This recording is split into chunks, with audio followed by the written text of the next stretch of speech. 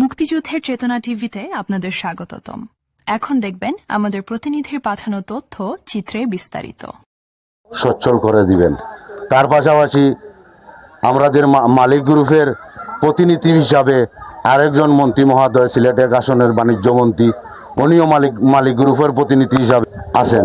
তো আমরা বিশ্বাস করি দুইজন মন্ত্রী মহোদয় আমাদেরকে সহযোগিতা করবেন এই ব্যাপারে।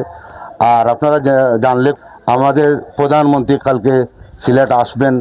আমরা মালিক গ্রুপের নেতৃবৃন্দ, শ্রমিক নেতৃবৃন্দ হয়তো চেষ্টা করব আমরা একটা স্মারকলিপি দেওয়ার জন্য, সরাসরি পাথর কোয়ারি খুলে দেওয়ার জন্য।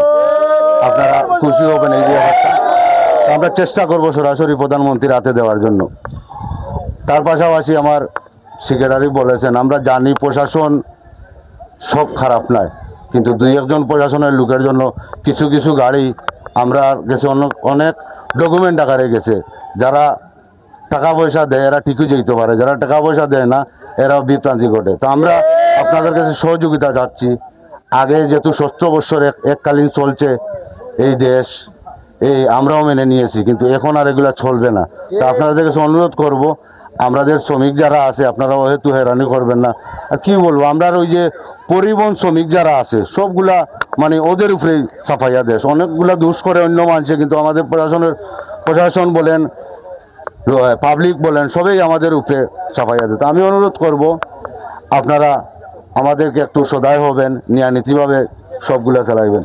আর আমরা আবারও বলছি, আমাদের মাননীয় মন্ত্রী মহোদয় একজনের জায়গায় দুইজন সিলেট, মালিকের প্রধান, শ্রমিকের প্রধান, আমরা বিশ্বাস করি ওনারা অবশ্যই যেহেতু ওই এলাকাটা টান ওনার মাননীয় মন্ত্রীর, উনি কিন্তু আর এমপি না, আপনারা কিন্তু মন্ত্রীর এলাকার লোক।